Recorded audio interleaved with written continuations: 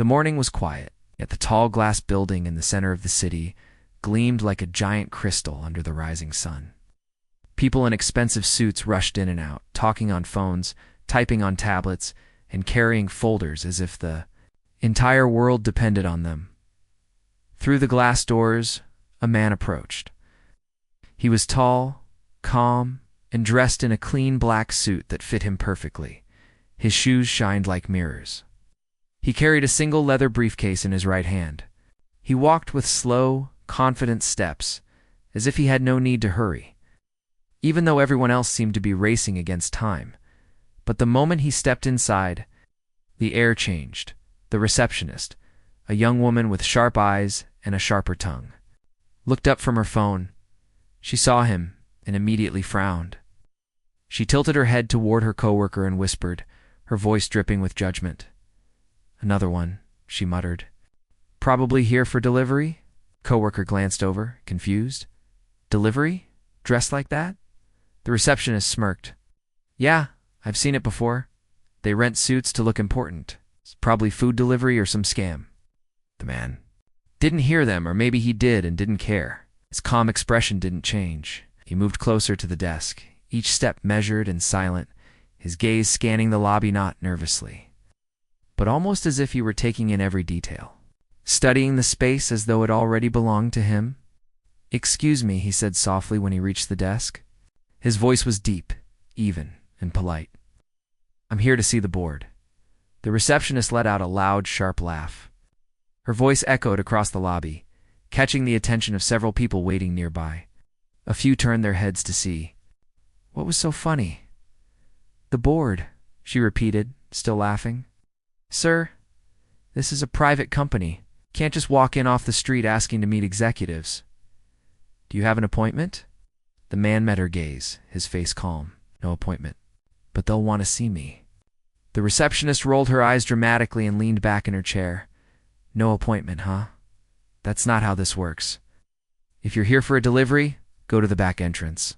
Security will direct you." "I'm not here for delivery," the man said, his voice steady, his tone carrying a quiet weight that made even her coworker glance up nervously. The receptionist scoffed and glanced at the briefcase in his hand. "Oh, so what are you then? Some big-shot lawyer? Trying to sell us something?"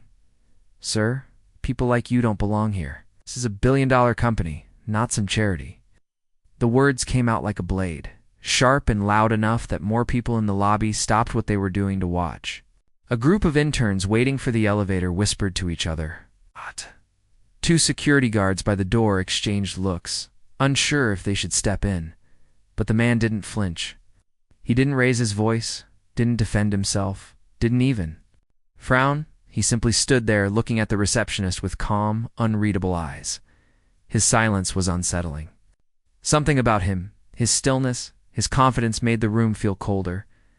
Heavier, the receptionist, feeling the attention on her, laughed again, though this time her laugh was nervous. "Security," she called, waving at the two guards. "This guy is wasting our time. Can you show him the exit?" The guards approached, but slowly. They didn't grab him or shout. One of them asked quietly, "Sir, is there a problem?"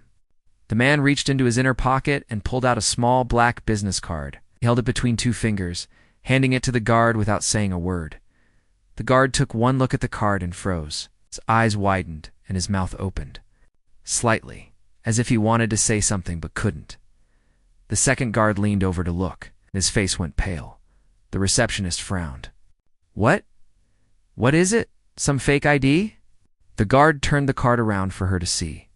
It was plain black. No phone number, no email, no company logo. Just a single word, embossed in silver letters. "Chairman." The receptionist blinked, confused. "Chairman? Chairman of what? Is this some kind of joke?" The guards didn't answer. They straightened their posture and stepped back, giving the man space. The lobby, now silent, felt like it was holding its breath. The man finally spoke, his voice calm and deep. "Call the boardroom. Tell them I'm here." The receptionist opened her mouth, but no words came out. Something about his tone so measured, so certain made her hesitate for the first time. Around the lobby, the whispers began. "Who is he? Did she just tell the chairman to leave? Wait, is he the new owner? The receptionist forced a laugh, though it sounded shaky now. It has to be fake. There's no way the man pulled out his phone and made a single call. He didn't say much, just a few quiet words. I'm here. Shut it down. Within seconds, the building's lights flickered. The soft music in the lobby cut off. The giant digital display behind the reception desk went black. An alarm beeped. Once, twice, and then the entire system powered down. Gasps filled the air. Phones went dead. Computers shut off. Everyone looked around, confused, scared. The man calmly slid his phone back into his pocket and looked at the receptionist. Were steady, unreadable, like a judge about to deliver a sentence. She swallowed hard, her confidence gone. W8. What's happening? Who are you? The man finally stepped closer to the desk, his voice quiet but sharp enough for everyone to hear. I told you, I'm here for the board, and you have 5 minutes to pack your things. Receptionist's face went pale. Her laughter was gone. The guards stepped back further. Realizing they were in the presence of someone far more powerful than they had imagined, everyone in the lobby was frozen in silence, staring at the calm, mysterious man. No one knew who he really was. One thing was certain. Whatever was about to happen next would change the entire company forever. The lobby was so quiet. It felt like the building itself had stopped breathing. The receptionist, who just moments ago had been laughing, sat frozen behind her desk. Her hands trembled slightly as she clutched the edge of the counter, trying to process what had just happened. The lights, the music, the computers, all of it had shut down the second the man made that mysterious call. People whispered in small, nervous voices. Some stood behind the marble pillars, peeking out to watch, afraid to move too close. Others pulled out their phones to record, but even their cameras glitched and froze, as if the building itself was rejecting them. The man didn't flinch. He didn't speak again. He simply stood there, tall and calm, holding his leather briefcase at his side. His eyes didn't wander, didn't blink much. It was as if he was waiting not for anyone's approval. It's not for anyone's permission, but for the world to catch up to him. The 2 security guards looked at each other nervously. One whispered, "Should we call upstairs?" The other shook his head. "Didn't you hear him? He is upstairs now, or above it." The receptionist finally found her voice, though it cracked when she spoke. "Look, I don't know what game you're playing, but you can't just..." Before she could finish, a sudden ding echoed through the lobby. The golden elevator at the far end opened, and 3 men in expensive suits rushed out. It was quick, their expressions tight with panic. The first man, a gray-haired executive with a gold pin on his lapel, stopped dead when he saw the man by the reception desk. His face drained of color. He muttered something under his breath, something that sounded like, "It's him." The other 2 men froze as well. One of them, a younger executive, quickly adjusted his tie, his eyes darting nervously between the man and the receptionist. The third man, a stocky figure with a clipboard, whispered, "He wasn't supposed to come until next week." Receptionist blinked, confused. "Wait, you know him?" she asked, her voice higher than before. "Who is he? What's going on?" None of them answered her. Instead, the gray-haired man stepped forward, bowing his head slightly. He said carefully, his voice low but firm, "We weren't expecting you today. If we had known, we would have prepared." The man finally moved. He tilted his head slightly, just enough to make the executive stop talking mid-sentence. He didn't raise his voice, but his presence was enough to silence everyone in the HES room. He then said just one word, "Boardroom." The gray-haired executive nodded quickly. "Of course, sir. Right away." He turned to the younger executive and gestured sharply. "Alert the others." "Meeting in 5, receptionist, now pale, stammered, Wait, sir. Meeting? What is happening? Who is this guy?" The gray-haired executive looked at her as if she were invisible. Then finally his cold eyes focused on her. "Who is this?" he asked the security guard. "She's..." The receptionist, the guard said cautiously. She told him to leave.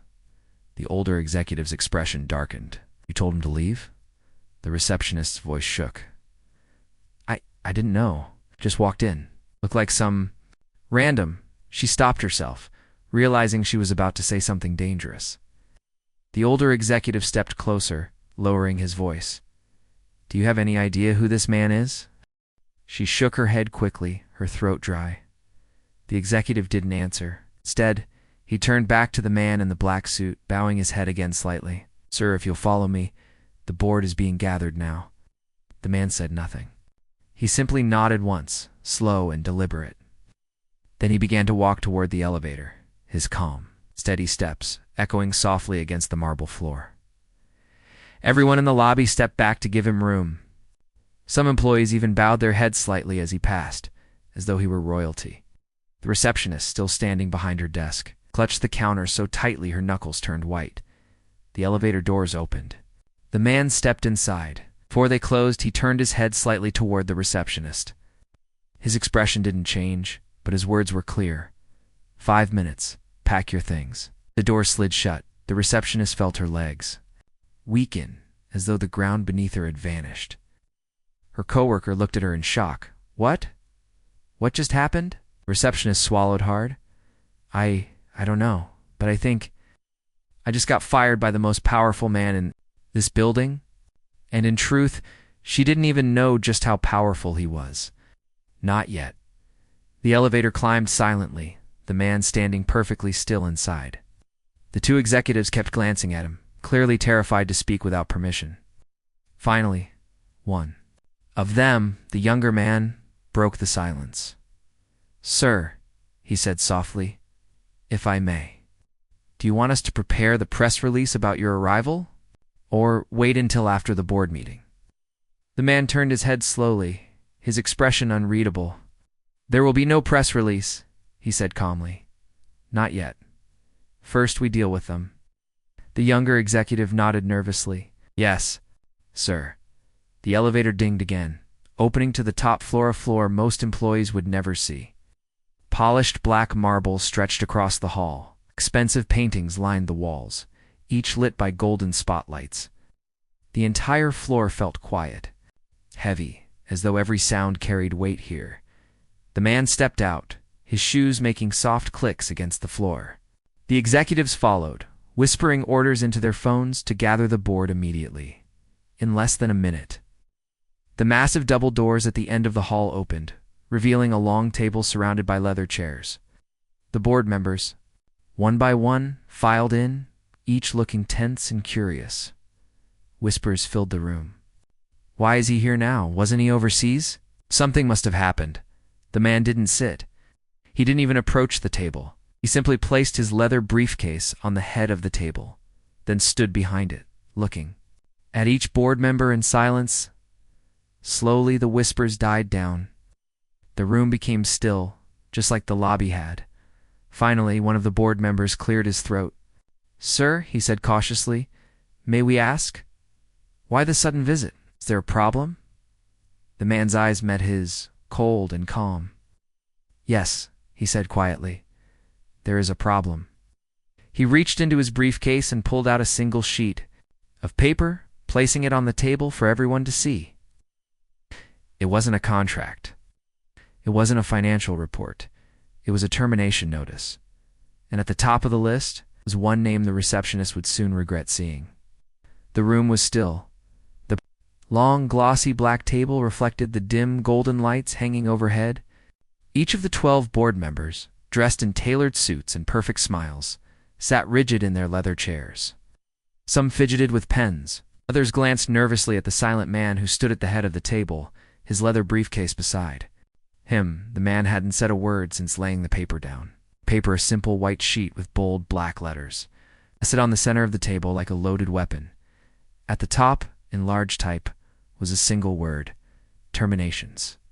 Below it, a list of names. The first name wasn't one of the board members. It wasn't a manager. It was the receptionist. Her name sat there, cold and final, as if someone had already signed her fate. And next to it, a signature not his, but That of the company's controlling owner. One of the board members, a balding man with a nervous smile, cleared his throat. Sir, if I may, this seems rather abrupt.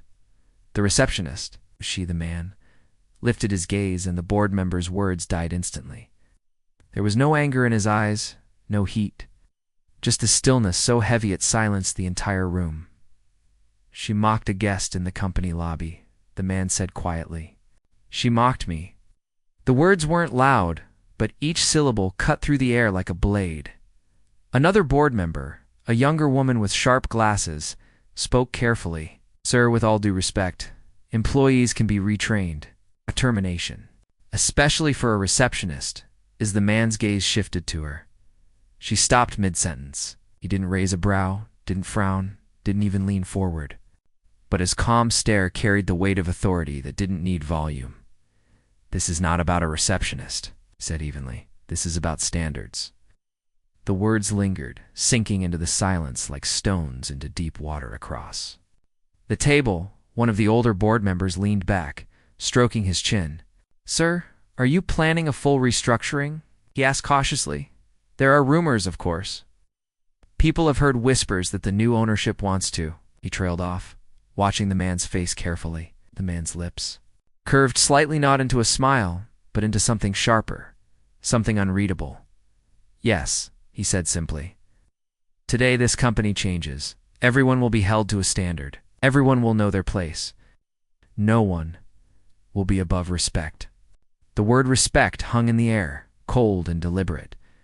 The younger board members glanced at one another nervously. They'd all heard the stories, the rumors about this man, the whispers about how, when he took over other companies' entire departments vanished overnight. Leaders were replaced. Cultures flipped. Stocks soared, but only after a storm. He was not the kind of CEO you could charm, argue with, or stall. He was the kind of man you obeyed. The man finally sat down, folding his hands neatly on the table. Before we begin, I want every division head present, he said. No one hides from this meeting, not even the CFO.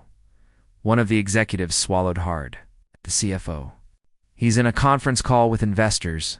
The man cut him off with a glance, not a word. The executive immediately pulled out his phone to summon the CFO upstairs. The silence returned, broken only by the soft ticking of the gold-rimmed clock on the wall. Meanwhile, back in the lobby, the receptionist sat in shock. She hadn't moved from her chair. Her coworker, a timid young woman, whispered, Are you? Okay, you don't look so good. The receptionist didn't answer. Her hands shook as she stared at the black card the man had handed to the guard earlier. It still lay on the counter, where the guard had placed it. One word. One word that had just unraveled her career. Chairman. She whispered to herself. No, this can't be real. He can't fire me, can he? Her coworker bit her lip. If he's the chairman, he can do anything. The receptionist's face went pale. She reached for her phone to call HR, to call anyone, but her screen remained black. The building's systems were still down from that mysterious call he made. Even the landline on her desk was dead.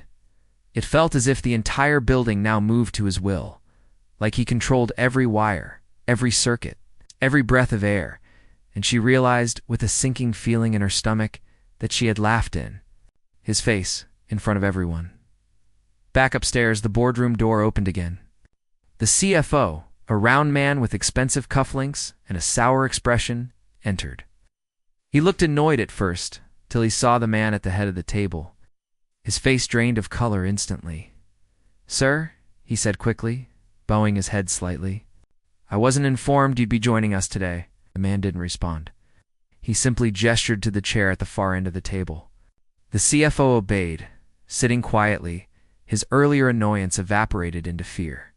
The man opened his briefcase slowly. Inside were several neatly stacked folders, each marked with the same bold word, Audit. He slid one toward each board member. Inside, you'll find a full record of your divisions, he said calmly. Every figure, every deal, every complaint. Did. The board members exchanged nervous glances as they opened the folders. Pages upon pages of data stared. Back at them numbers, reports, even transcripts of internal conversations. It was as if the man had been watching every corner of the company, every whisper, every closed-door meeting. One of the older executives muttered, "How? How did you get all of this?" The man's calm eyes met his. "This company is mine. There is nothing I don't know." A cold silence settled over the room. Finally, the man spoke again. "This afternoon, there will be firings, restructuring. Some of you will keep your positions. Most will not." He leaned forward slightly, his voice dropping lower, quieter, but somehow sharper. "Those who remain will follow one rule. Every person in this building is to be treated with respect. From the janitor to the chairman, there will be no second chances." His words hung in the air like a final warning, chilling and absolute. No one dared to argue. No one even breathed too loudly. And deep down, each of them knew. By the end of today, this company would not look the same, and neither would their lives. The boardroom clock ticked softly, each second echoing louder than the last. The man in the black suit sat still at the head of the table, his hands folded neatly. His expression remained unreadable, a mask of calm authority. The 12 board members shifted in their seats. Some flipped nervously through the thick audit folders he had given them. Others avoided eye contact, pretending to read but clearly too tense to focus on the numbers outside the tall windows. The city stretched endlessly below, its towers and streets glimmering in the sunlight. But inside this room, no one dared move. Too quickly, as if a single wrong word might make their name appear on the next termination list. Finally, the CFO broke the silence. "Sir," he began carefully, his voice tight, "if I may ask, are you planning a full executive purge, or only selective changes?" The man turned his gaze slowly toward the CFO. His calm stare made the room colder. "Selective," he said after a pause, "but thorough." His voice was steady, but the way he said it made even the word selective feel like a threat. He rose from his chair, every movement deliberate, and walked toward the panoramic window.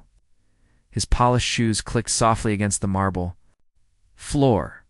The entire board watched in silence as he stared out over the city. "When I acquired this company," he said quietly without turning around, "I gave a single instruction to my team. Every employee, from the janitor to the executives, must be treated with dignity." That instruction was ignored. He turned back to face them, his calm expression unchanging. "This morning I was laughed at, publicly, in the lobby of my own company, by someone representing you."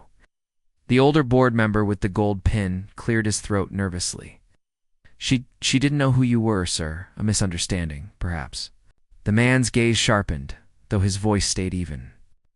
"A misunderstanding reveals character." The words sank into the room like a heavy stone. The CFO shifted uncomfortably. "Sir, with all due respect, firing a single receptionist might—" She will not be the only one," the man said, cutting him off. "This company will be rebuilt, from the bottom up, and those unwilling to change will leave." The temperature in the room felt as if it had dropped. No one dared speak. Down in the lobby, the receptionist was pacing now, her polished heels clacked loudly against the marble floor as she muttered under her breath, "This is crazy. This is insane. He can't just walk in here and fire me. He's not even... can't be." Her coworker, sitting quietly behind the counter, whispered, "Everyone's saying he's the chairman, the new owner. The one who bought the company last month, the one nobody's seen in person yet." The receptionist froze mid-step, her throat tightened. "Mean that's him?" Her coworker nodded slowly. "And you told him to get lost." The receptionist's knees felt weak. She grabbed the counter for support, her mind racing. Maybe if she apologized.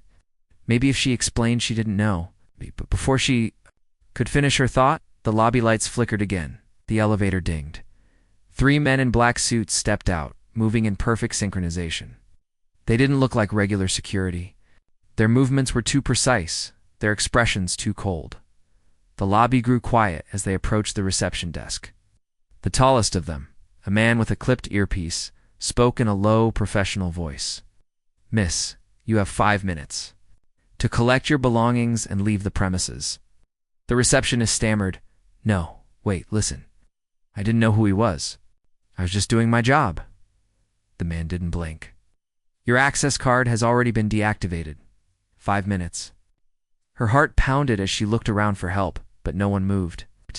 Not her coworker, not the security guards, not the employees. Watching from the hallways, they all knew better. She felt the walls closing in. She snatched her purse from beneath the counter and stumbled toward the staff room to grab her things. For the first time, she felt what all those she had mocked over the years must have felt: small, powerless, humiliated. Back in the boardroom, the man had returned to his seat. The older board member finally gathered enough courage to ask, "Sir, what exactly is your plan for the restructuring? How far will this go?" The man leaned back slightly, resting his hands on the armrests. "This afternoon," he said quietly, "every department will report directly to me. Every leader will be reviewed. Those who built power by fear, by arrogance, or by treating others as less will be gone by sunset." The younger woman with the glasses adjusted her frame nervously. "And if they resist?" The man's eyes met hers, steady and unyielding. "They won't. Not once they understand who they're dealing with." He opened his briefcase again, pulling out another set of folders. Each one had a name embossed on the cover: a department head, a senior executive, a regional director. He slid them across the table one by one. "Review these," he instructed. "Decide who among them can adapt. The rest will be escorted out today." The CFO hesitated. "Sir, the press will notice. There could be backlash." "Stocks could." The man's calm stare silenced him. Mid-sentence. "Stocks will rise once the rot is gone," he said simply. "And if they don't, I'll rebuild the company myself." No one doubted him. Not after seeing what he had already done in a single morning. Downstairs, the receptionist emerged from the staff room with a small box of her belongings. Her face was pale, her eyes red from tears she refused to let fall in front of others. The 3 men in suits waited patiently, their posture unwavering.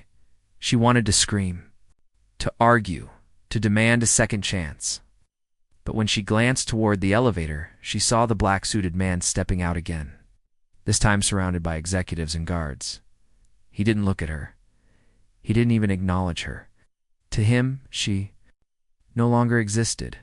She opened her mouth to speak, but nothing came out. Her voice, once so loud and confident, felt trapped in her throat. The tallest of the suited men gestured toward the revolving glass doors. "Time's up." She walked toward the exit, each step heavier than the last. The lobby, filled with watching eyes, stayed silent. For the first time, the receptionist felt the weight of every sneer, every laugh, every dismissive glance she had thrown at others. And as the glass doors closed behind her, she realized one thing. The man she had mocked wasn't just another suit. He was a store man. The company she had ruled over with sarcasm and arrogance would never be the same again. Upstairs. The man checked his watch. "It begins," he said simply, rising from his seat. The executives followed as he strode down the hall, his calm pace masking the chaos he was about to unleash. Behind him, whispers spread among the board. What's going to happen now? Who's next? Will any of us survive this? No one knew. But one thing was certain. By the end of this day, the man in the black suit would make sure this company belonged to him, not just on paper, but in every breath, every wall, every person inside, and no one, not even the highest executive, would dare laugh again.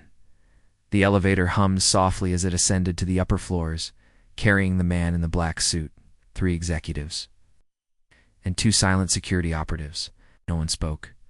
The executives, each in sharp suits, avoided looking directly at the man. They kept their eyes on the elevator doors, hands clasped nervously in front of them. Even the soft background music in the elevator felt muted, as if the building itself feared to disturb the silence.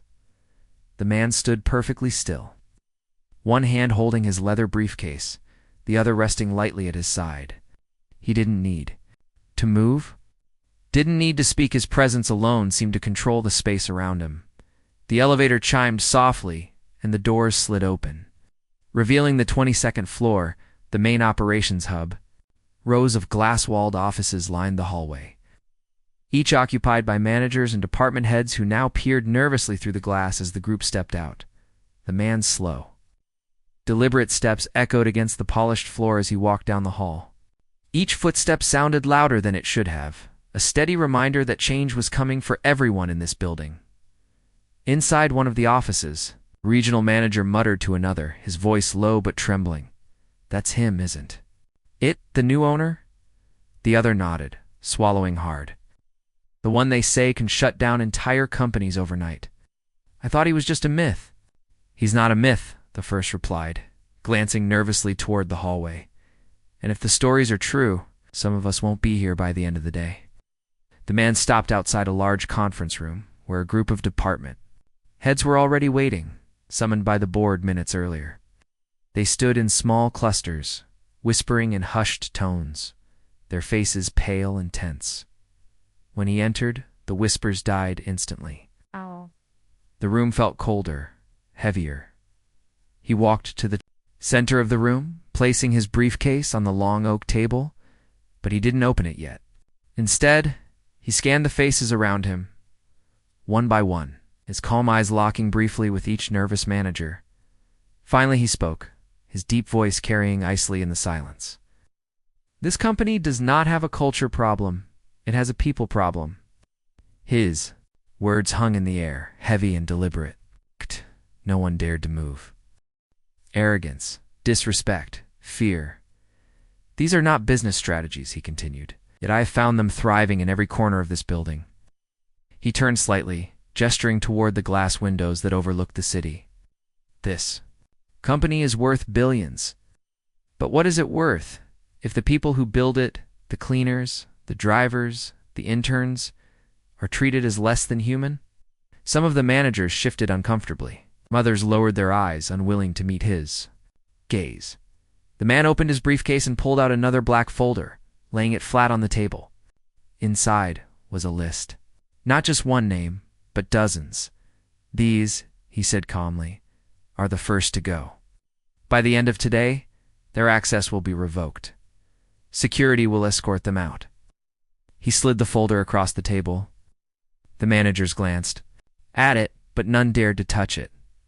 A woman near the back, her voice trembling, finally asked, "Sir, what about the rest of us?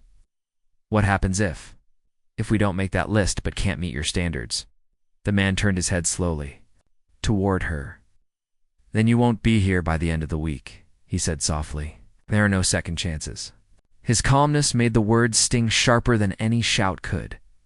Downstairs, Receptionist, now standing on the sidewalk outside with her small box of belongings, watched through the glass doors as the suited men continued their silent march. Through the lobby, she could still see him, the man she had laughed at, as he moved with unshakable calm. Even from here, through the glass in the distance, she could feel it. The building itself seemed to bend around him, its energy shifting with every step he took. Her coworker had told her whispers while she packed. "He owns companies all over the world. He never shows up unless there's trouble." The last time he visited one of his businesses, 30 executives were gone before lunch. The company doubled its profits within a month, and now, as she watched him move deeper into the building, she realized she hadn't just lost a job, she had crossed the one man no one dared to cross. Back on the operations floor, the man closed his briefcase and looked toward the waiting executives. "Bring me the staff from every level," he ordered calmly. "I want to speak to them directly." One of the executives hesitated. "Sir, every staff member? Even the janitors, the kitchen staff?" The man's gaze turned toward him, unblinking. "Especially them." The executive nodded quickly, already pulling out his phone to make the calls. The managers and department heads stood still, unsure whether to stay or leave. The man gestured toward the glass doors of the conference room. "Those who lead by intimidation, who mock the people beneath them, will not last here. If any of you think that describes you, leave now." No one moved. No one even breathed too loudly. The man's eyes swept across the room once more before he turned toward the door. "By the end of this day," he said quietly, "everyone in This building will understand one thing: respect is not optional. And with that, he walked out, leaving the weight of his words pressing heavily on everyone behind him, down in the lobby. The receptionist finally turned away from the glass doors, clutching her box tightly. For the first time, she felt the cold sting of the same humiliation she had inflicted on so many others. Her phone buzzed in her purse, a text from a former coworker who had already heard the news. "He's firing more people. You were just the beginning." She stared at the message for a long moment, then slid her phone back into her bag. The man's words echoed in her head, soft but final: 5 minutes. Pack your things, and for the first time in years, she felt truly small. Upstairs, the man stood in front of a massive glass wall that overlooked the entire floor. Through it, he could see employees moving quickly, whispering, avoiding eye contact. As the news spread, he turned slightly toward his executives. "Prepare the announcement," he said quietly. "By the end of this day, everyone will know. This company is mine, not just on paper, but in every action, every word, every person." Inside, he closed his briefcase, straightened his suit, and began walking toward the largest auditorium in the building where the staff was already gathering. Behind him, his security operatives and executives followed silently, the sound of their steps. The only noise in the corridor. The storm had reached the heart of the company, and by sunset, no one manager, janitor, or receptionist would ever forget the day the man in the black suit walked through those glass doors. The building's main auditorium had never been this full. Every employee, from interns to senior managers, from janitors to department heads, filed in under the watchful eyes of security. The air was thick with tension, quiet hum of whispers moving through the crowd like static electricity. No one knew why they were there. No one knew what was coming. But everyone had heard the rumors. The new owner, the man in the black suit, the one who could shut down a company with a single phone call. Some said he had already fired a dozen people this morning. Others whispered that the receptionist, the one who had been here for years, the gatekeeper everyone dreaded dealing with, was gone. Walked out of the building with a box of her things, and now the employees sat in the wide rows of the auditorium, waiting, restless. The stage at the front was empty, a single microphone standing in the center beneath a sharp beam of light.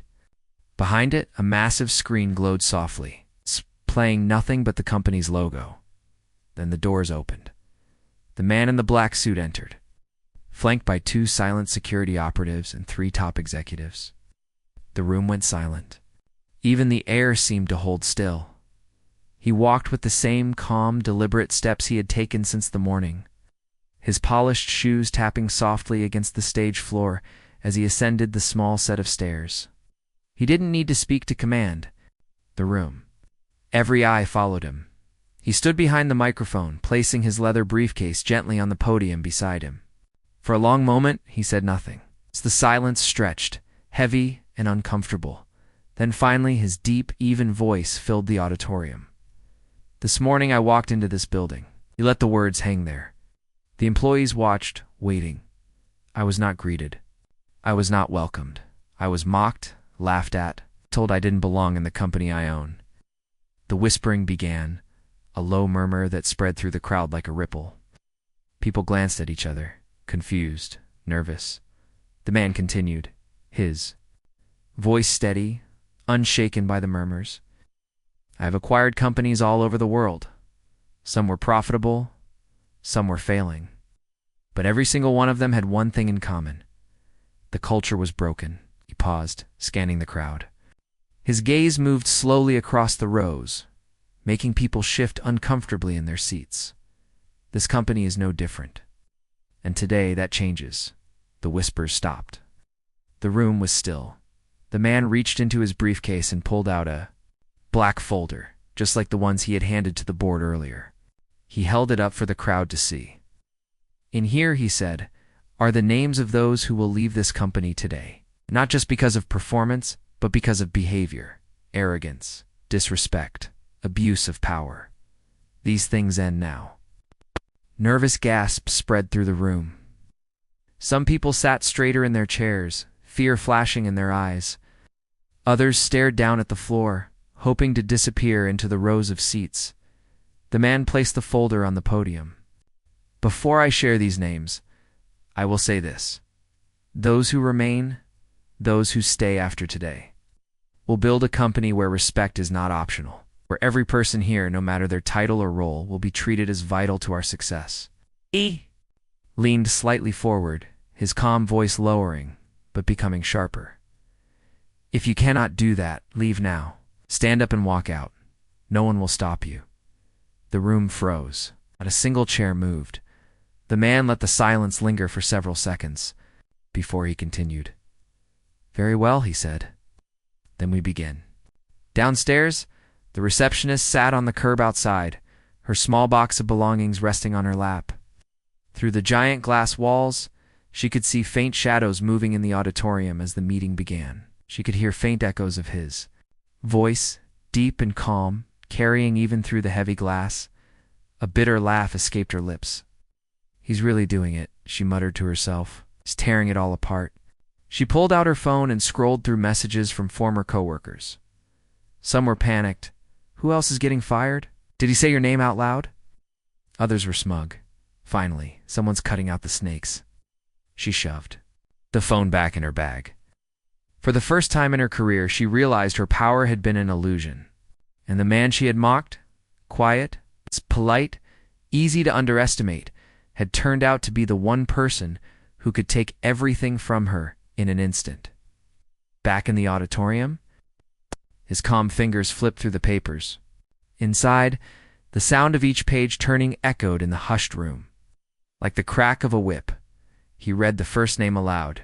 It was a department head. Gasps and murmurs erupted. The person stood, pale and trembling, and was met by two silent operatives who escorted them out. The man read the next name. Another gasp, another departure. One by one, he continued, his calm voice unwavering. He didn't raise his tone. He didn't gloat. He simply read each name, allowing the weight of the moment to do the work for him. By the time the 10th name was called, the room was silent again, not from shock, but from sheer fear. No one moved. No one dared to whisper now. The man closed the folder and set it down, looked across the remaining employees, his gaze steady. Those who remain will rebuild this company, he said. And you will do it not with arrogance, but with respect for each other. For every person who walks through these doors and for the work we do. He stepped away from the podium. You have 1 hour to return to your departments and begin. Your work. A new era starts now. And with that, he turned and walked off the stage, his operatives following silently behind him. The employees sat frozen for a moment, as if unsure whether to move. Then, slowly, they began to rise, filing out of the auditorium in silence. Each person moving as though afraid to make too much noise. For the first time, the building felt different. It wasn't just a place of business anymore. It was his inn. The lobby, the receptionist finally stood, clutching her box of belongings. She cast one last glance through the glass at the towering building, its windows reflecting the gray afternoon light. She had thought she ruled this place with her sharp tongue and her cruel smile. But now she understood. She had just been another. Peace on the board, and the man in the black suit. He wasn't just the new owner. He was the one rewriting the rules. Upstairs, as he walked down the executive hallway, one of his aides approached. Sir, the aide said softly, the press has already caught wind of the firings. Reporters are outside. Would you like us to make a statement?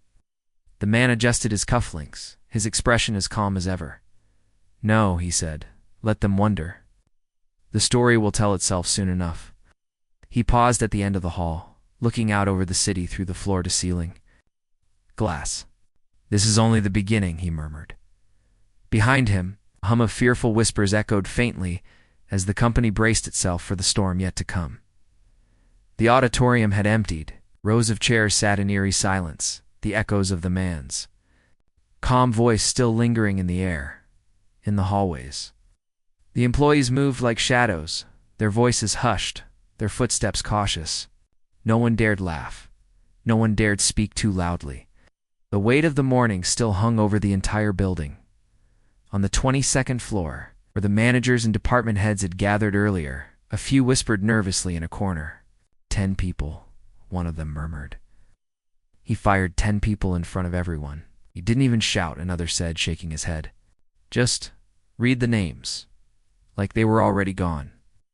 A third leaned closer, lowering his voice even more. They say he's not finished. They say more names will be called before sunset. Whole teams could be cut, the others exchanged. Uneasy glances. Every one of them knew the truth. No one in this building felt safe anymore.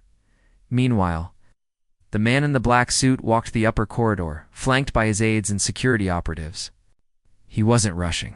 His calm, steady pace carried more weight than any hurried stride could. It was as though the entire building adjusted itself to match his movements. The air itself slowing down in his presence. An aide approached cautiously, a tablet in hand. "Sir," she said softly, "the remaining department reports are ready.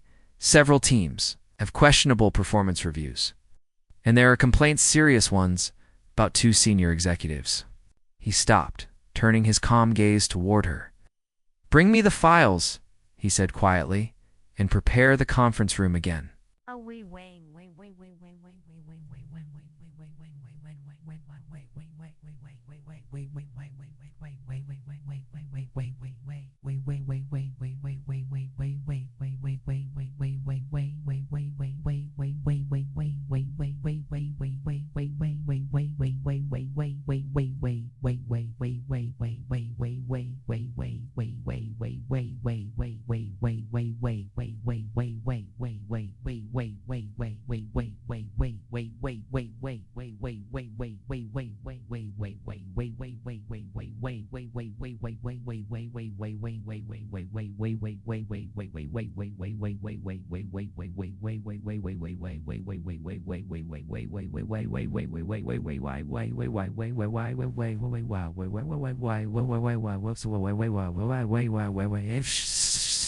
The aide nodded quickly, retreating to make the arrangements. The man resumed, walking, his polished shoes clicking softly against the marble. As he passed, employees in the hallway stepped aside, pressing against the walls as though clearing a path for a force they couldn't afford to disturb. Down in the lobby, the receptionist still lingered outside the glass doors. She couldn't bring herself to live knot yet. Her box of belongings felt heavier than it should, her fingers gripping the edges until her knuckles turned white. Through the tall glass windows, she could see the employees moving inside like quiet shadows, all under his control now. Bitterly under her breath, one word from him, and I'm gone. Years of work, gone. But deep down, beneath the bitterness, there was something else. Fear. Not of losing her job, she had already lost that, but of the realization that she had laughed in the face of a man who had the power to make her career, her reputation, her entire life vanish in a moment. She turned to leave, but paused when 2 black cars pulled up to the curb. From them stepped more security operatives, their movements sharp, precise, almost military. They entered the building without a word, and she realized something. Whatever had happened so far wasn't over. It was only the beginning, upstairs. In the large conference room, the executives began to gather again. The atmosphere was different now. There was no small talk, no casual chatter. Everyone sat still, straight-backed, their eyes fixed on the polished table in front of them as they waited for him to arrive. One of the senior executives leaned toward another and whispered, "Do you think we'll make it through today?" Other executives swallowed hard. "Only if we've never stepped on the wrong person's neck," he muttered. "And you know as well as I do. Everyone in this room has." Before the first could respond, the door opened. The man in the black suit entered, his calm presence immediately silencing the room. Behind him, an aide carried a stack of files. Setting them neatly on the table, the man took his seat at the head, resting his hands on the armrests. His calm gaze swept across the table, meeting each set of anxious eyes one by one. "No one here is untouchable," he said quietly. "Today will prove that." Across the building in the cafeteria, employees huddled in small groups over cold cups of coffee and half-eaten lunches.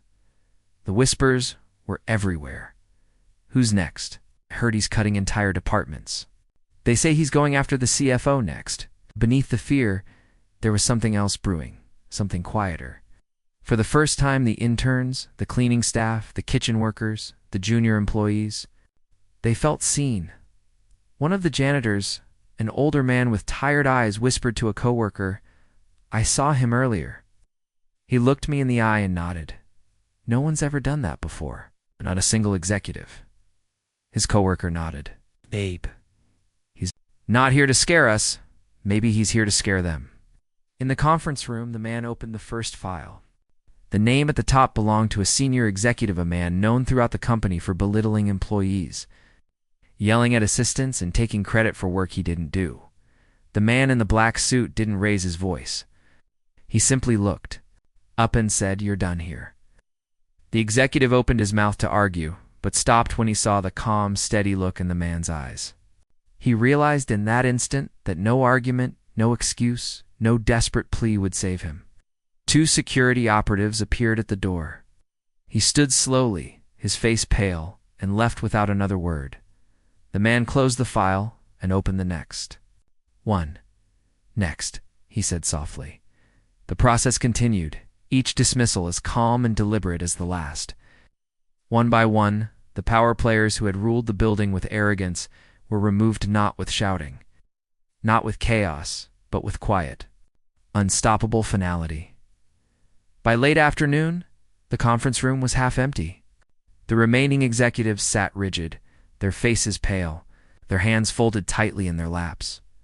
The man in the black suit closed the final file and looked at them. "The rest of you will stay," he said calmly. "But hear me clearly, if any. If you treat the people in this company as less than human again, you will not last another day." He rose from his chair, straightened his suit, and picked up his briefcase. "Starting tomorrow, this company rebuilds," he said.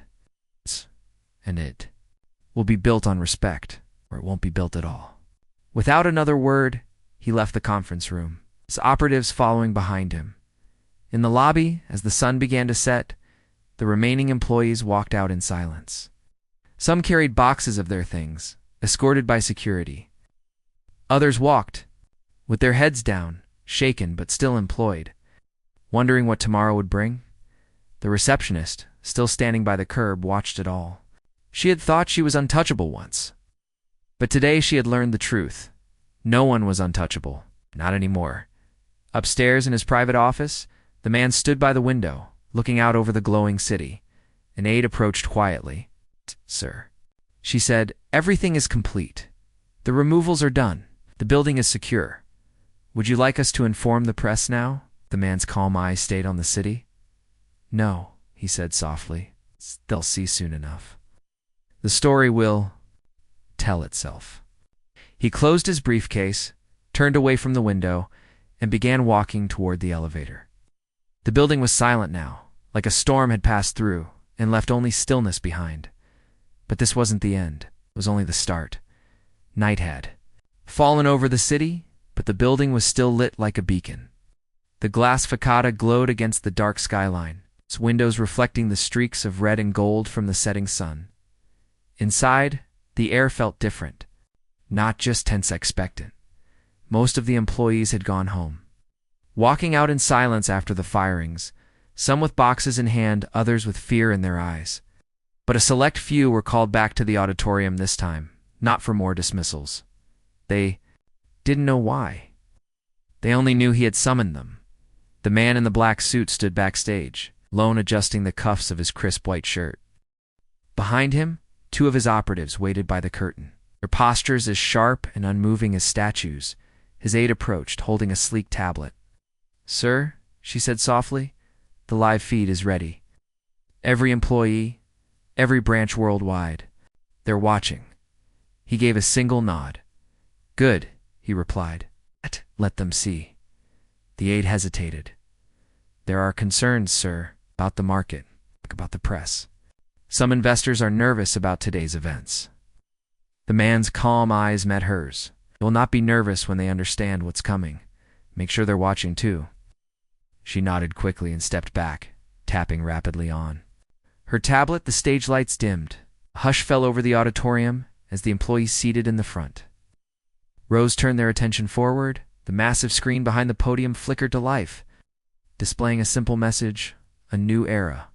The man in the black suit walked out slowly, each step deliberate, each movement precise. He placed his leather briefcase on the podium and rested his hands lightly on either side. For a long, heavy moment, he simply stood there, his calm gaze sweeping across the crowd and the cameras. No music, no theatrics, just silence. Then, his voice, deep and even, filled the space. Today, this company changed. He let the words settle. Not rushed, not loud, just certain. Some of you may fear that change, others may welcome it. But make no mistake, this was necessary. The screen behind him shifted, displaying a stark image, a line graph, showing years of steady profits, and a slow, silent decline. This company has grown complacent, he continued. It has rewarded arrogance and punished humility. It has allowed those with titles to crush those without. That era is over. The employees in the auditorium sat motionless, their eyes fixed on him. In offices and conference rooms around the world, thousands more watched on screens. Leaning closer as his words carried through the live broadcast, he opened his briefcase and pulled out a single document. Placing it flat on the podium, "This," he said, tapping the paper with a calm hand, "is the restructuring plan. It begins tomorrow." He looked out at the audience, his voice dropping slightly. "From this moment, every level of this company will answer directly to me, not through layers of bureaucracy, not through those who build power by fear, through me." A ripple of whispers spread through the crowd, even through the live feeds. It was an announcement no one had expected. He raised a hand slightly, and the whispers stopped. In the coming weeks, there will be promotions. It's not for those who shout the loudest or sit in the highest chairs. For those who work, who lead by example, who understand that respect is the foundation of strength. He leaned slightly forward, his gaze sharpening. And for those who still believe they can intimidate, belittle, or humiliate the people who make this company run, I suggest you leave now, before I ask you to. Backstage, the aide watched the broadcast numbers climb on her tablet. The world was watching now, investors, competitors, even the press. She whispered to herself, "They've never seen a CEO like this." Down in the lobby, a small crowd of reporters had gathered, their cameras aimed at the towering glass doors. None of them had been allowed inside. But the broadcast played on a large screen above the entrance. Visible to all, the former receptionist stood near the edge of the crowd, still holding the box of her belongings. She watched his calm figure on the screen, his deep voice carrying over the hum of the city. She whispered, almost to herself, "He's not just fixing the company, he's rebuilding it. And he's not stopping for anyone." For the first time, she felt the true weight of what had happened that day.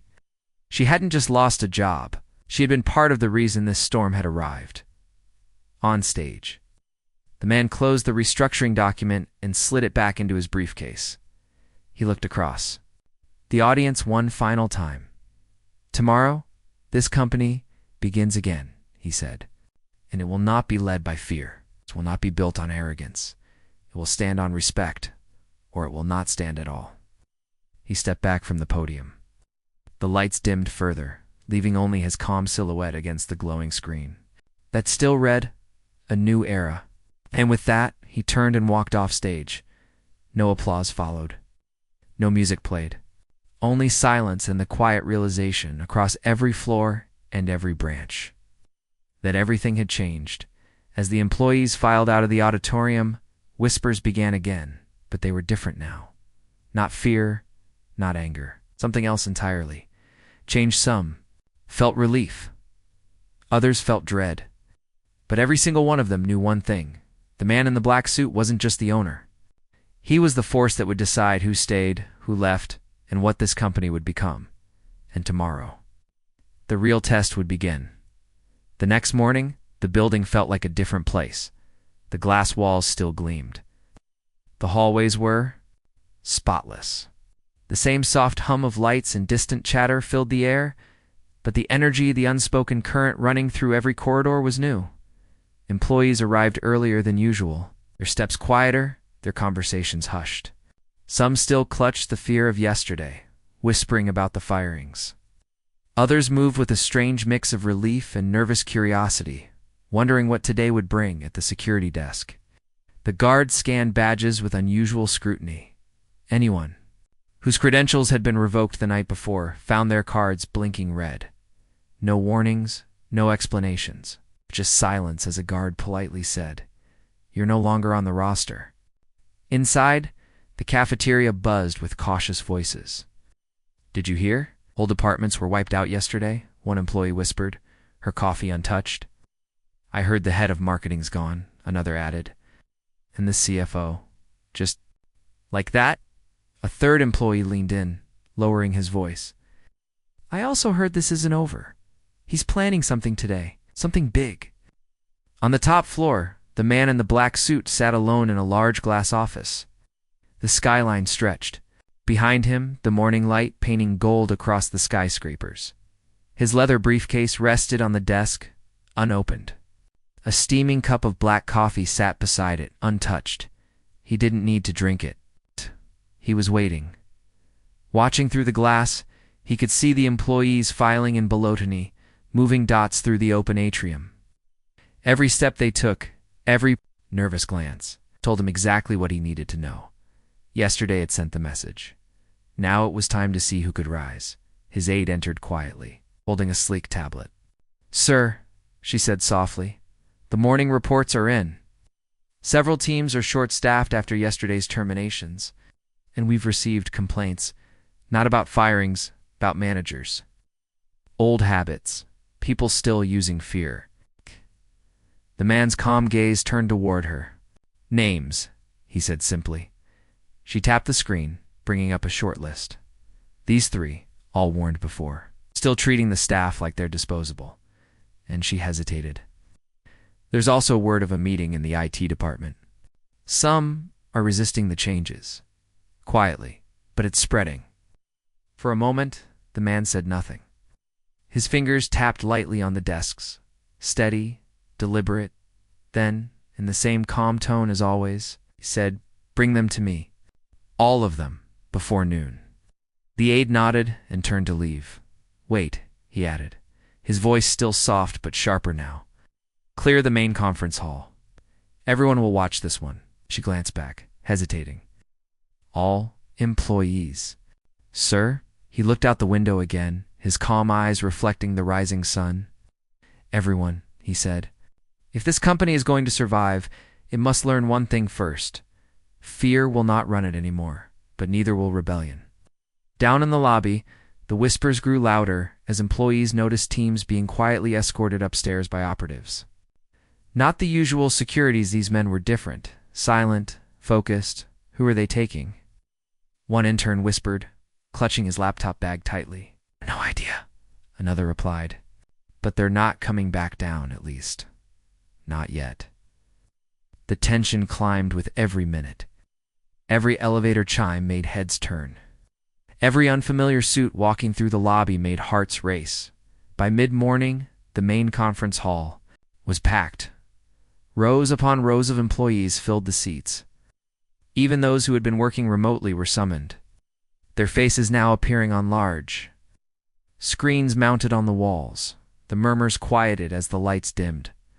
The man in the black suit entered, his polished shoes echoing softly against the floor. He didn't rush. He didn't need to. Every step seemed to pull the entire room into silence. He stopped at the center of the stage, beside a long table, where 3 managers and 5 IT staff members now sat. All looking uneasy under the bright lights, he rested his leather briefcase on the table, but didn't open it. Instead, he faced the audience. "Yesterday," he began, his deep voice carrying effortlessly, "this company took its first step toward change. Some were removed because they believed fear and arrogance were leadership. Today, we take the next step." He turned slightly toward the seated employees, his gaze calm but sharp. "These 8 individuals stand accused not by me, but by the people they work with, of mocking, belittling, or resisting the new standards we set yesterday." Gasps rippled through the crowd as the seated employees shifted nervously. her eyes darting from the man to the audience. He raised a hand slightly, and the whispers stilled. They will have one chance to speak. One chance to explain why they believe they deserve to remain here. His gaze swept across the room, landing on each face at the table. Choose your words carefully. The entire company is listening. The first to speak was a manager, a tall man in an expensive suit. "I've been here 10 years, he began, his voice shaky but trying to sound confident. "Yes, I run my department tightly. But that's why it performs. That's why it profits." The man in the black suit didn't interrupt. He simply watched, his calm eyes fixed on the speaker. "But I can change," the manager added quickly. "If you want respect, I can do that. Just don't throw away a decade of results over misunderstandings." The man's calm gaze lingered on him for a long moment before he shifted his attention to the next. One by one, the employees at the table spoke. Some pleaded, some justified, some blamed others. The IT staff argued they weren't resisting. "We're just discussing how the changes might fail." When the last person finished, the room was silent again. The man finally opened his briefcase. From inside, he pulled 2 black folders and set them on the table. He looked toward the audience first. "Leadership is not fear," he said softly, "but neither is it weakness. This company cannot build a future on arrogance or sabotage." He tapped the first folder. "These 3 gone by the end of the day." Gasps. 3 of the managers paled instantly. He tapped the second folder. "These 5 will stay. But they will start at the lowest rung of their departments, with reduced pay, until they prove their value without undermining this company." The 5 IT staff members exchanged stunned glances. Demoted, not fired. A chance, but not much of one. The man closed his briefcase and stepped forward, his gaze sweeping. Across the audience, "Every person here will face moments like this," he said, his voice as calm as ever. "Moments where you must decide if you are part of the problem or the future." He turned slightly, gesturing to the operatives standing by the exit. "Those who are finished, leave now. Those who remain, return to your work. Tomorrow, we continue." The dismissed managers stood slowly, pale and silent, and followed the operatives out. The rest of the employees filed out, whispering in low tones, their faces a mix of fear and grim respect. Backstage, his aide approached cautiously. "Sir," she said softly, "this is making waves outside the company. The press is calling. It the purge. Investors want to know your endgame." The man adjusted his cufflinks, his expression unchanged. "They'll see soon enough," he said. "Once this company is rebuilt, profits will speak louder than fear." Walked toward the exit, his operatives falling into step behind him. The building was quiet again. But the storm was far from over. By the time the sun began to dip behind the city's skyline, the office tower stood eerily quiet. The usual hum of late-day chatter and clinking coffee mugs was gone. No laughter, no casual conversations, no loud phone calls. Only silence. A heavy, tense silence that wrapped itself around every corridor, every elevator, every open office space. The man in the black suit had left the building hours ago, his operatives following close behind, their dark cars vanishing into the city. But even in his absence, his presence lingered. Every employee felt it. In every whispered exchange, every careful step, there was one unspoken thought. He could return at any moment. And when he did, one wanted to be the next name read aloud. On the 18th floor, a group of mid-level managers huddled in a small conference room, the blinds drawn. The glow from a single overhead light cast sharp shadows on their faces. "This can't last." One whispered, his voice barely audible. "He's firing people left and right. Departments are running on fumes. How can we function like this?" Another manager leaned forward, her voice sharper. "You saw the numbers he showed yesterday? Profits were already sliding. He's not cleaning house for no reason. He's taking control before the whole company collapses." A third shook his head.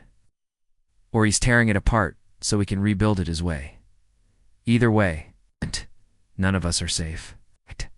They all glanced toward the door, as though expecting one of his silent operatives to walk in at any moment. Down in the cafeteria, a different mood simmered.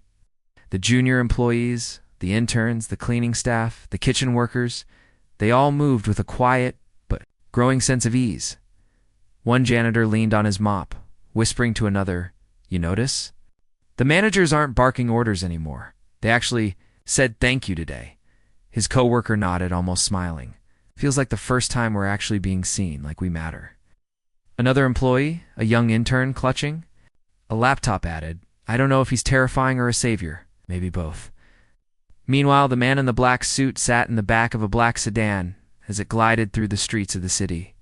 The glowing lights of skyscrapers reflected off the tinted windows, casting shifting patterns of gold and silver across his face. His leather briefcase rested on the seat beside him, unopened. He was calm, as always.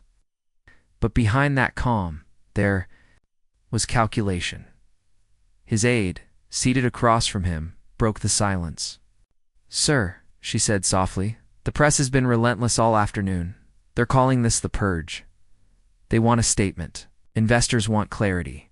The market is watching." The man didn't look at her. His gaze stayed fixed on the skyline beyond the glass. "They'll have their clarity," he said quietly, "but not yet." He reached into his jacket and pulled out a single envelope, handing it to her. "Deliver this to the board tonight. No calls, no emails. Hand deliver it. It will explain everything. To those who need to know." The aide took the envelope carefully, glancing at the bold handwritten words on the front: "Confidential execution plan, Phase 2. Back at the tower, the employees worked long past their usual hours. Not because anyone had told them to, but because no one dared leave early. Every computer screen glowed in the dimming light. Every keystroke felt like a test. In one corner office, a young analyst stared at her screen, her hands trembling slightly over the keyboard. Her manager, one of the few who had survived the firing, stood silently behind her, his usual sharp tone replaced with something softer. "Take your time," he muttered. "Make sure it's right." It was a sentence he'd never said before. But now, like everyone else, he understood. One wrong step, one sign of arrogance or carelessness, and his name could be next. At exactly 8 p.m., the building lights dimmed automatically. It was the first time in years the company had enforced its night cycle, a system designed to save power. Tonight, it felt deliberate, like the building itself was telling its occupants, "Go home. Get ready. Tomorrow will be worse." As the last employees filed out, the glass tower stood against the dark city like a silent sentinel, its top floor still faintly glowing where the board's private offices were. Behind those windows, a different kind of tension brewed.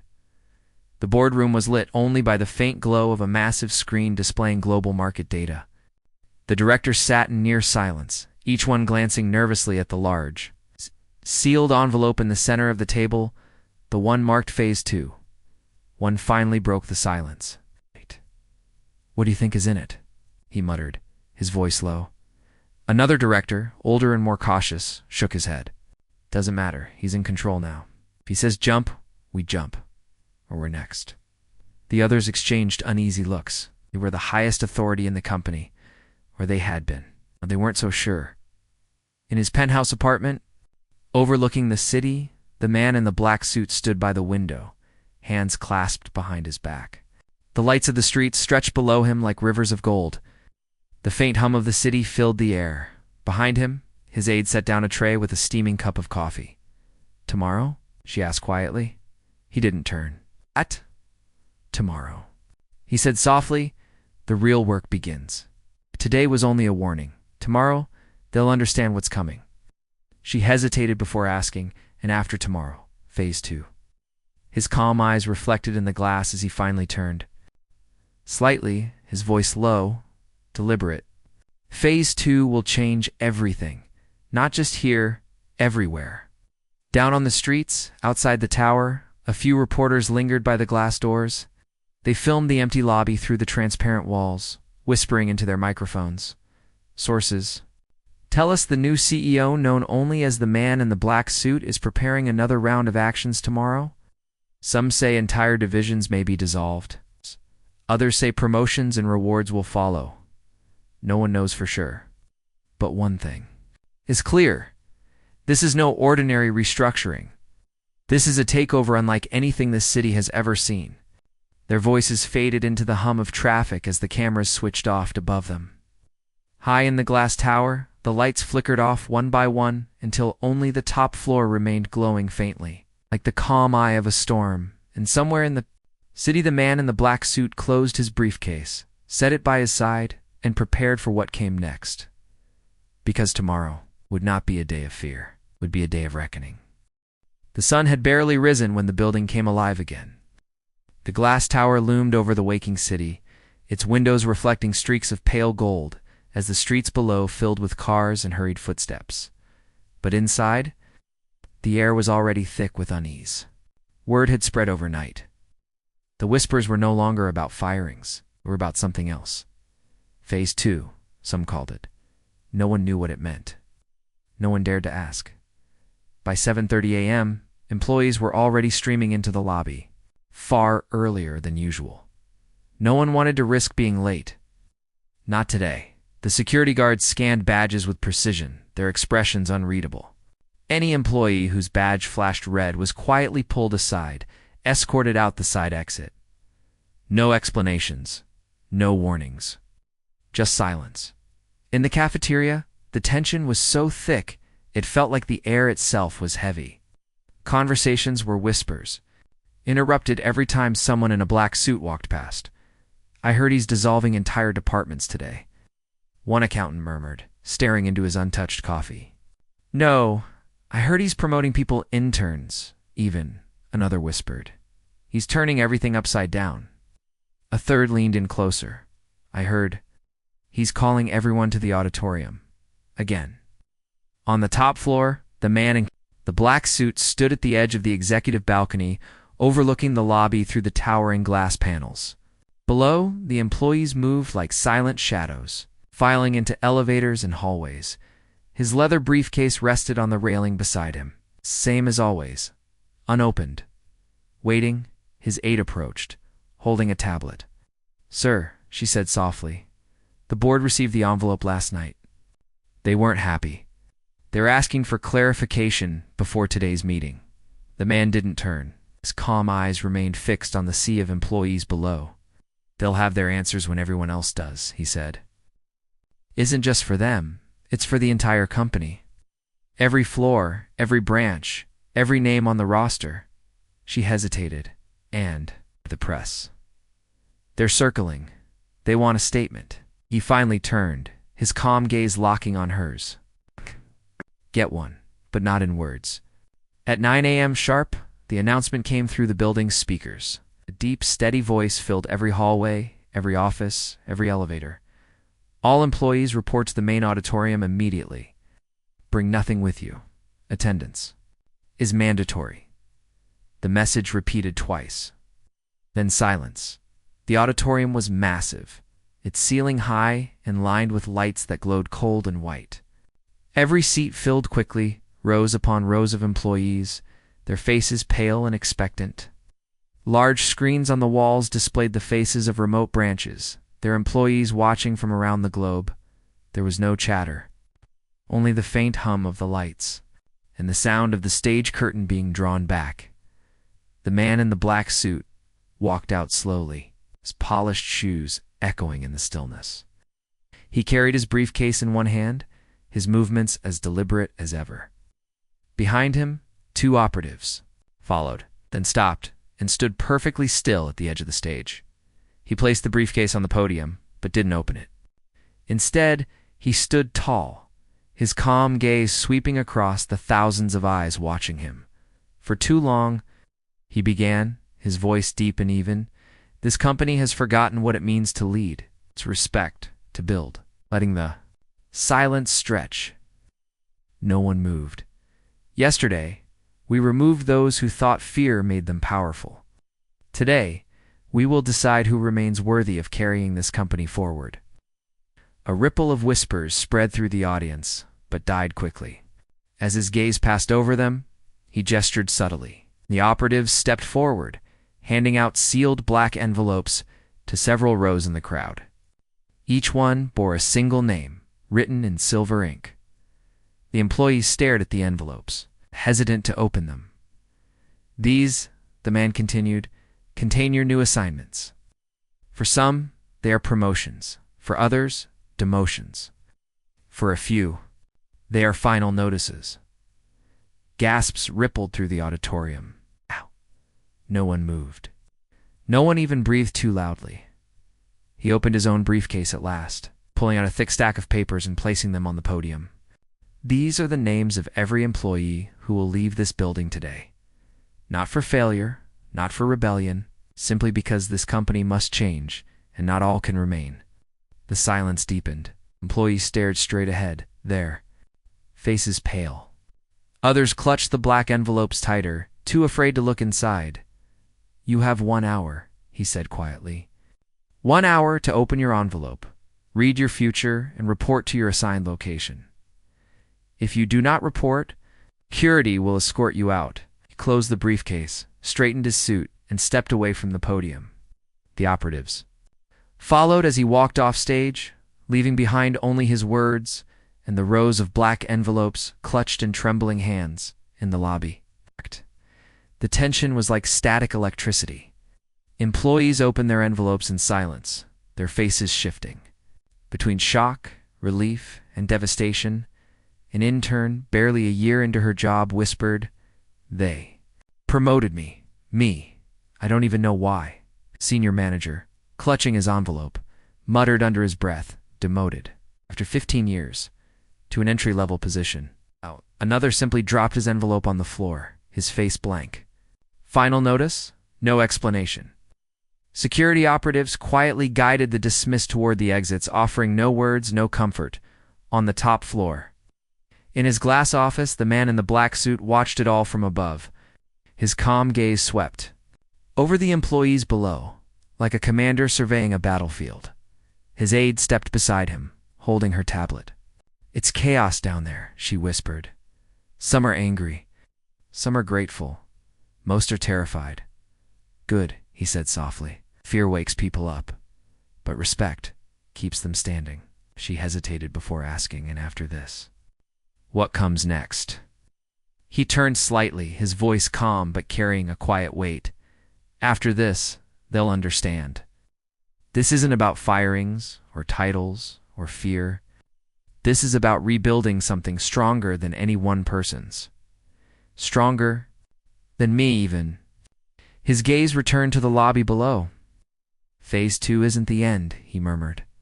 "It's only the foundation." Outside, the press swarmed the glass tower, their cameras aimed at the lobby as the dismissed employees filed out, some in tears, others silent, a few defiant. The reporters shouted questions, flashes filling the evening air. But the man in the black suit never came down. He stayed in his office, silent, watching the sun sink behind the skyline. Tomorrow would bring Phase 3 and Phase 3. Change everything by nightfall. The city had seen enough to know something extraordinary was happening inside that glass tower. News anchors replayed the footage of dismissed employees leaving the building, some crying, others silent, a few defiantly facing the cameras. Headlines flooded the screens. "The purge continues. Hundreds fired in 48 hours. Who is the man in the black suit?" Phase 2 reshapes a corporate giant overnight. But inside the tower, the chaos had only just begun. On the lower floors, panic was spreading quietly. Employees sat at their desks, staring at their screens but barely typing. The whispers were constant now. "Half my team's gone. It was even approving work anymore. They demoted my boss, he's gone. What happens to us? I heard Phase 3 starts tomorrow. They say whole divisions will be shut down." Some started packing their belongings voluntarily, unwilling to wait for a black envelope. Others stayed frozen, gripping their desks like lifeboats in a storm. In the executive wing, the board gathered in the dimly lit conference room, the atmosphere heavy and hostile. The confidential Phase 2 envelope sat open on the table, its contents spread across glossy wood, plans for mass restructuring. Direct oversight under the man in the black suit, and a chilling note at the end: Phase 3, consolidation. Final one. Director slammed a fist against the table. "This is insanity. He's gutting the company in real time." We're hemorrhaging staff, our stock is swinging, and we don't even know what Phase 3 means. An older director leaned back, her voice low but firm. We don't control this anymore. The shareholders don't control this anymore. It does, and we can't stop him. The room fell into uneasy silence. For the first time, the people who once ruled the company felt powerless. On the top floor, the man in the black suit stood by his office window, watching the dark streets below. The tower lights glowed behind him, reflecting his calm figure in the glass. His aide entered quietly, holding her tablet. "Sir," she said softly, "the board is restless. They're demanding an explanation. Some are talking about legal action." He didn't turn. They won't act. They know the contracts they signed. They know the clauses they agreed to when they accepted my buyout. They can protest, but they can't touch me. She hesitated, then spoke again. And the employees? The atmosphere is unstable. Productivity is dropping. Some are leaving on their own. Finally, he turned, his calm eyes meeting hers. That's expected. The ones who stay through this storm, those are the ones I want. The rest were never going to build the future I'm planning. He walked to his desk, opened his leather briefcase, and pulled out a phone sleek, black, unmarked. He dialed a number from memory. When the line clicked, he spoke only one word. Tomorrow. And then he hung up. The next morning, the tower woke up to something different. Not whispers. But an announcement. At 7 a.m. sharp, every screen in the building flickered on. From the smallest cubicle monitor to the massive digital displays in the lobby, the same deep, even voice filled the air. At 10 a.m., all employees will assemble outside the building. Attendance is mandatory. Phase 3 begins. And then the screens went black. By mid-morning, the streets outside the glass tower were filled with people, hundreds of employees lined up in neat rows, their breath visible in the crisp morning air. News crews had gathered beyond the barricades, cameras aimed at the spectacle. The world was watching. At exactly 10 o'clock, a line of black cars pulled up to the curb. The man in the black suit stepped out first, his polished shoes clicking softly on the pavement. His operatives fanned out silently behind him, forming a wall between the crowd and the press. He didn't walk to the employees. He walked to a small, raised platform that had been erected overnight. Right in front of the tower's glass entrance. He stepped up, turned to face the silent rows of workers, and rested his briefcase on the podium waiting there. For a long moment, he said nothing. The only sounds were the hum of the city and the distant clicks of camera shutters. Then, his deep voice carried through the cold morning air. Phase 3 is not about who stays or who goes, he began. Phase 3 is about why this company exists at all. He gestured slightly, and the massive digital display mounted on the side of the tower came to life. It showed a graph not of profits, but of people, retention rates, employee satisfaction, turnover statistics. This company has been profitable. He continued, his voice calm and even, but it has been rotting from the inside. People were treated as tools, disposable, replaceable. That ends today. He opened his briefcase and pulled out a single silver folder. This folder contains the new charter for this company, effective immediately. Every policy, every structure, the decision will follow it. Those who cannot work under it will leave. Those who can will thrive. Gasps rippled through the employees. Press leaned closer, their cameras zooming in. No one dared speak. The man looked over the crowd, his calm eyes scanning every face. This is not a company anymore, he said, his voice dropping slightly. This is a mission. And those who remain will build something far greater than what stood here before. But make no mistake, there is no going back. He closed the silver folder, placed it on the podium, and turned away without another word. His operatives followed as he walked back to his car, the murmurs of the crowd swelling behind him as the cars pulled away. The employees stared at the glowing screen on the tower. It now displayed a single line of text. Phase 4 begins tomorrow. Inside, the cars, the aide finally broke the silence. "Sir," she said softly, "they're asking questions. Everyone from the press to the employees to the board. They all want to know the same thing." The man in the black suit looked out the tinted window, the city flashing by in streaks of light. "And what's that?" he asked. She hesitated. Before answering, "They want to know what you're really building." His calm eyes reflected the passing skyline as he spoke, almost to himself. "Tomorrow, they'll understand, and by then, there will be no turning back." The following morning, the city woke to headlines splashed across every screen. Corporate giant enters Phase 4, employees in the dark. Man in the black suit, savior or tyrant. The tower becomes a fortress. But inside the building, something stranger was happening. The glass tower, once bustling with chatter, clinking cups and hurried footsteps, was now eerily quiet. Not the nervous silence from before, a different silence. What of division? Employees were no longer one workforce. They were split into 3 groups. Those who had opened their envelopes yesterday to find promotions moved with a new sense of purpose. Wearing crisp new badges that glinted silver under the lights, they worked longer, faster, often in teams the others didn't recognize. Those who had received demotions worked quietly, heads down, avoiding eye contact, their old titles stripped from their email signatures overnight. Fear lingered in their every movement, but so did something else: resentment. And then there were those whose envelopes had said only one thing: remain. No instructions, no change. They simply sat at their desks, waiting, unsure if they had survived or were merely being delayed. On the 12th floor, in a conference room stripped of decorations, 2 demoted managers whispered while glancing nervously toward the glass wall. "He's dividing us," one muttered. "Promotions on one side, the rest of us on the other. It's psychological, he's making us desperate."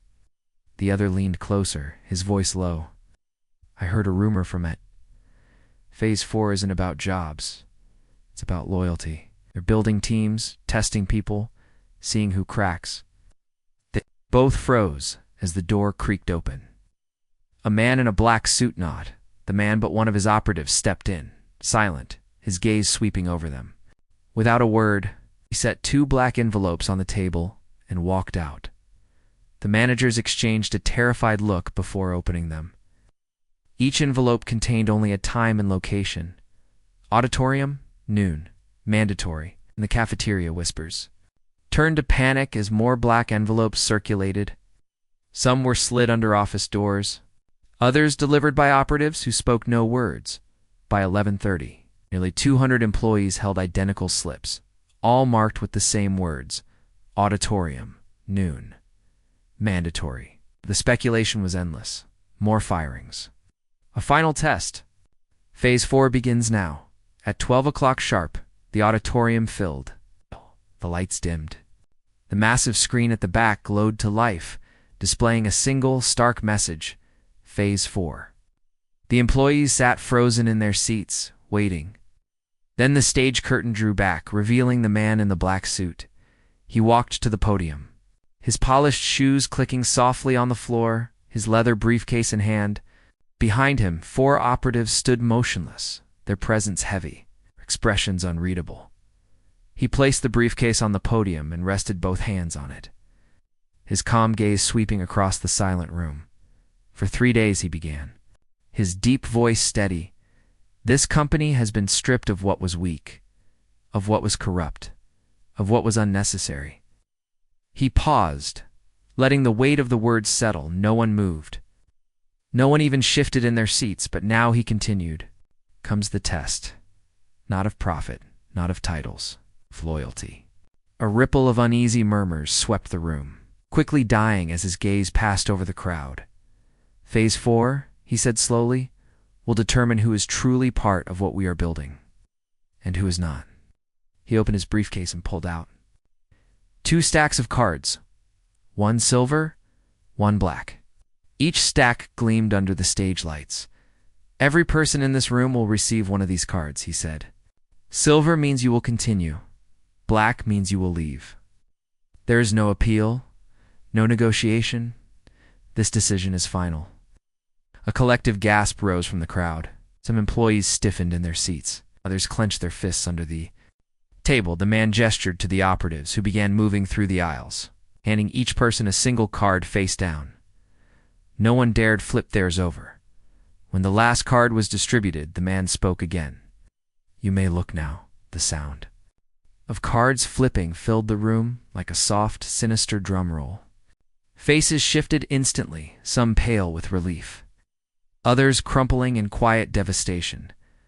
A young analyst clutched her silver card, her hands trembling.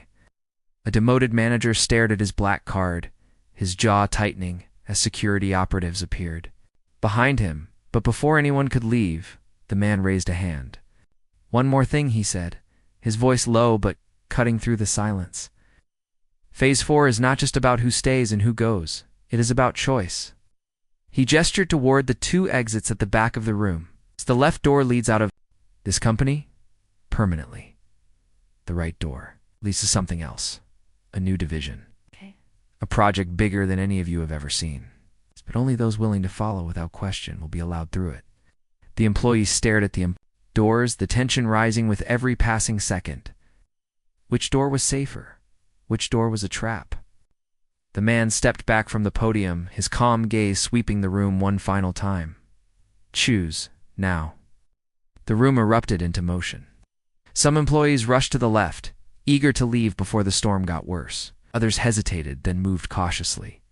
To the right, uncertain but unwilling to walk away, the man in the black suit stood motionless, watching as his company, what remained of it, divided itself in real time. His aide appeared beside him, whispering quietly, "Sir, which group survives?" His calm eyes didn't leave the crowd as he replied, "Both. For now." He closed his briefcase with a soft click, turned, and walked off stage. Behind him, the employees continued to sort themselves, their futures now tied to a decision they barely understood. Outside, the press swarmed again as employees began exiting the building in two separate streams. Some carried no ID, their careers at the company over. Others clutched new silver badges, their faces tense, knowing whatever came next would not be easy. But above it all, glowing on the tower's massive screen, was a new message. "Final phase begins tomorrow." In his car, the aide finally asked the question everyone had been whispering. "Sir, what is the final phase?" The man in the black suit looked out the tinted window, the city flashing by in streaks of light, his calm eyes reflected in the glass as he answered softly, "The part where they finally understand who I am and why I came here." The city woke before dawn to a strange sight. The glass tower silent for hours after the previous day's purge was lit from top to bottom, every floor glowing like a beacon. Across the skyline, helicopters circled. Down below, black cars formed a line along the street like a silent barricade. On every news channel, anchors repeated the same words. "Today, the final phase begins. No one knows what it means, but something is about to change." Inside the tower, tension coiled tighter than ever.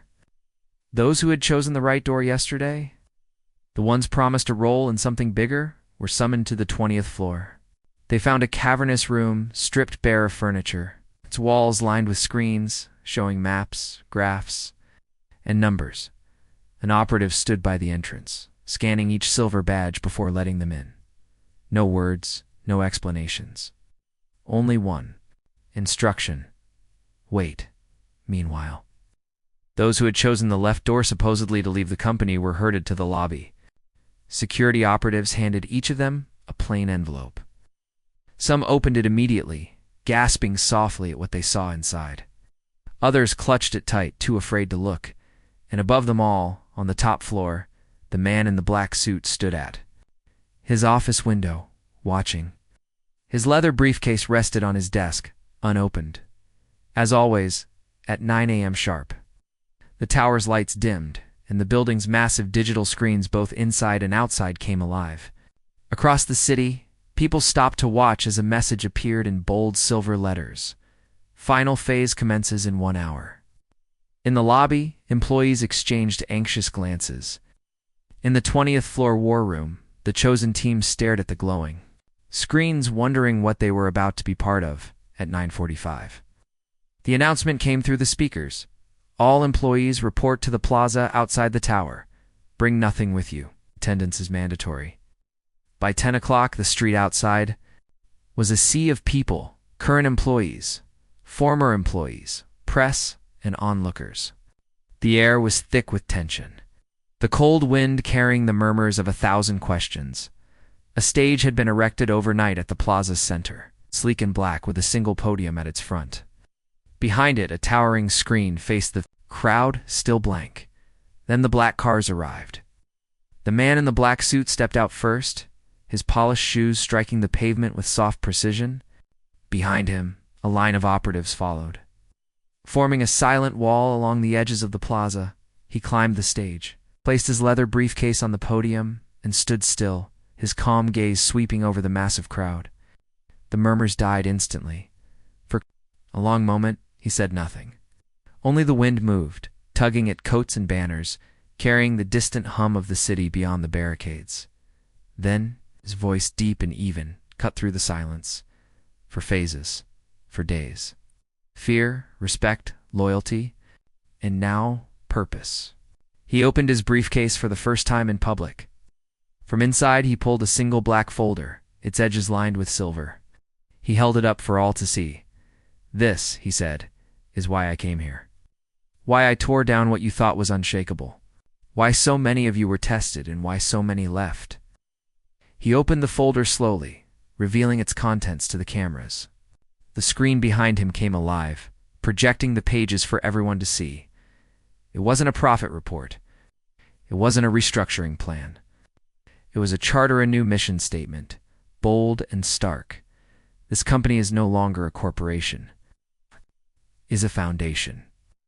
Every division, every employee, every resource will now be dedicated to one mission: rebuilding communities, creating opportunities, and restoring the very people this company once overlooked. Gasps rippled through the crowd. Even the press fell silent for a moment. He continued, his voice steady, but carrying a weight that cut through the cold air. Too long, this tower has been a monument to greed, to exploitation, to arrogance. That ends today. Those who remain will not work for shareholders. They will not chase profit at the expense of humanity. They will build something greater. Or they will leave now. He closed the folder, set it on the podium, and stepped back. His calm gaze swept across the crowd, lingering on those who held silver badges. "You have 1 hour to decide. Stay and dedicate yourselves to this mission, or walk away forever. Either choice will be respected. But there will be no second chances." The crowd erupted into whispers, then arguments, then quiet sobs. Some employees clutched their silver badges tighter. Others glanced at the exits, uncertain. A reporter at the barricade shouted, "Who are you? Why are you doing this?" The man in the black suit turned his calm eyes toward the cameras, pausing before answering. "I am not your CEO," he said softly. "I am your reckoning." And with that, he stepped down from the stage, leaving the folder on the podium. The operatives remained still as the crowd stared at the glowing screen, which now displayed a final message. 1 hour. Decide. In the back of the plaza, his aide walked beside him as he headed for the waiting car. "Sir," she said quietly, "what if they all leave? What if no one stays?" He stopped for a moment, his calm gaze turning toward the crowd. "They won't," he said softly. "The ones who understand will stay. The ones who don't were never part of the future anyway." He opened the car door, pausing before stepping in. "By tonight," he murmured, "this tower will no longer be a company. It will be something far greater, and everyone will know why I came." He got into the car. The door closed. The convoy pulled away, leaving the plaza full of choices and chaos. High above, the glass tower glowed brighter, as though it too was waiting for the hour to end. And somewhere inside, in a dark room on the 20th floor, a screen flickered to life, showing a single, cryptic phrase: Phase 5, Reveal. The plaza outside the glass tower felt like it existed outside of time, 1,000 employees stood in clusters, staring at the massive screen looming over them. 1 hour. Decide. The letters pulsed faintly against the morning light, like a heartbeat. Some whispered frantically, clutching their silver badges as if they were lifelines. Others sat on the cold pavement, staring blankly, trying to process the man's words. For the first time since the purge began, no one knew what the right choice was. On one side, a group of promoted employees argued quietly. "This is insane," one said, his voice sharp. "We didn't sign up to join a charity. This was supposed to be the biggest corporate climb of our lives." Another shook her head, gripping her badge tighter. "You didn't hear him? Isn't about titles anymore. It's about building something real, something that actually matters." The first scoffed, but his voice was shaky. "And if we walk, what then? We lose everything." How? No one answered, because no one knew. Near the barricades, a cluster of demoted workers whispered among themselves. One held his envelope, the one given when he was told to leave, still sealed. "I think it's a payout," he murmured. "Enough to walk away? Maybe I should just take it and go." Another leaned closer, her eyes darting toward the glowing screen. "You really think this ends with money? He's not just firing us? He's testing us. You leave now. You might never find work. Again, you stay. Might be part of something we don't even understand." The first swallowed hard. He hadn't opened the envelope yet. Maybe he didn't want to. High above, on the 20th floor, the right door group, the ones chosen for the mysterious project, waited in silence. The room was cold and quiet, the only sound the faint hum of the massive screens lining the walls, maps of cities, blueprints, population statistics. One young analyst whispered, "What is all this? Are we taking over something or building something?" An operative standing by the door turned his head slightly, his expression unreadable. "No questions," he said flatly. "You'll know soon enough." The analyst fell silent, clutching his badge like a prayer. At 10:45, the plaza screen changed. The pulsing text vanished, replaced by a live feed of the tower's rooftop there. Silhouetted against the pale sky stood the man in the black suit. His coat moved slightly in the wind, his calm figure unmoving. Beside him, his leather briefcase rested on a sleek, black podium. The crowd went silent. Even the press lowered their voices. For a long moment, he simply stood there, letting the image of him sink into every watching mind. Then his deep, steady voice came through the plaza speakers. "Your hour is almost over. Some of you will stay, some of you will go. Both choices are acceptable. But only one path will reveal the truth." He opened his briefcase slowly, deliberately, pulling out a single silver key card. He held it up.